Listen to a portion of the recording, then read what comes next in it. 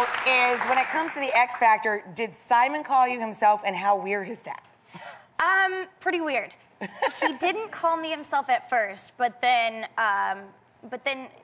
we did have a phone call, and he asked, would you like to join the show? And I was blown away. I was like, why me?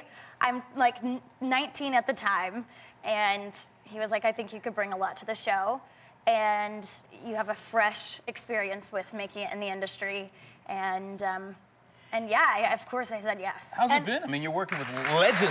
Yeah, Ellie. Legends. And Brittany. Simon Cowell. I mean, were you intimidated at all, or did you kind of just slide right in and go for it? Way intimidated. And, you know, I grew up listening to Brittany and 98 Degrees. Yeah. And there's one out there, ladies and gentlemen. No, one of my best friends, Marissa, is totally jealous of me right now. But anyways. And nice of you to mention it. She's like, so, yeah, I mean, what was the question? it is intimidating, right? It is intimidating. She can't. It is. Like, it is. It's very intimidating. And, you know, being able to sit next to those people who are icons that I heard their names growing up, and I never thought that I would have the chance to even work with them. The fact that I'm sitting next to them on a panel is mind-blowing, and I still have to pinch myself. But you know, you bring something to the show too that is completely unique, and we saw a moment of it there. There are so many young people that relate to you because of how open you've been about your own struggles that every teenager can relate to. Everybody's got those, you know, and it was really moving to watch that artist be so moved by you. So you are that to a lot of young people. You just don't realize it because it's you.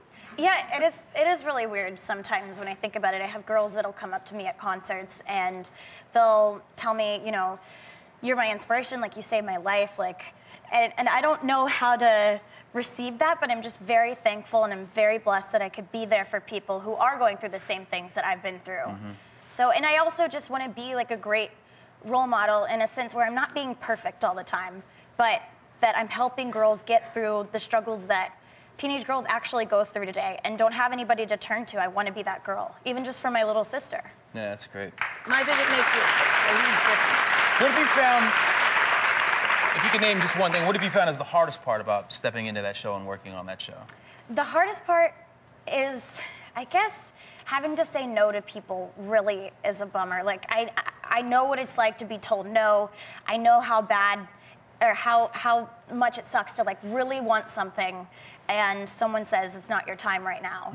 I know how bad that feels, and having to be that person, having to say no, in my head I'm like, I'm really sorry, I'm really sorry, I'm really sorry. I want you to go through, I want everyone to go through, but you know, at the end of the day, only one person or but one act. On your show, you're able to actually come back the next season and audition again, right? So that's kind of like a great part of it, is that you can take some of that criticism and use it constructively and then learn from it and come back. You know? Yeah, definitely. And that's what I want to do, being a judge on this show, is letting the contestants know what they need to work on so that they can come back. Yeah.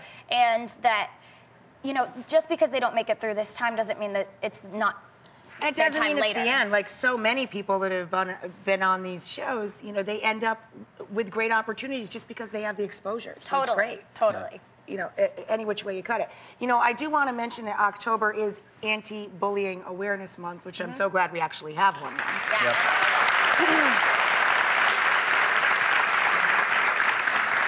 But this is your issue. You know, what are you doing to up the awareness during this month? What are the campaigns that you're working on? It's something that I've been very passionate about since I was, since I learned that there were programs that were raising the awareness of bullying and how serious it is and trying to prevent it from happening.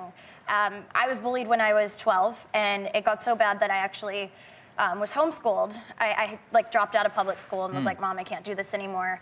And she was like, okay, I'll do whatever I need to do. We'll figure it out. Yeah, and we figured it out, and now I'm in a position where I'm able to help young girls. So I've partnered up with Secret Deodorant, and we're doing a movement called Mean Stinks. And Mean Stinks. Yeah.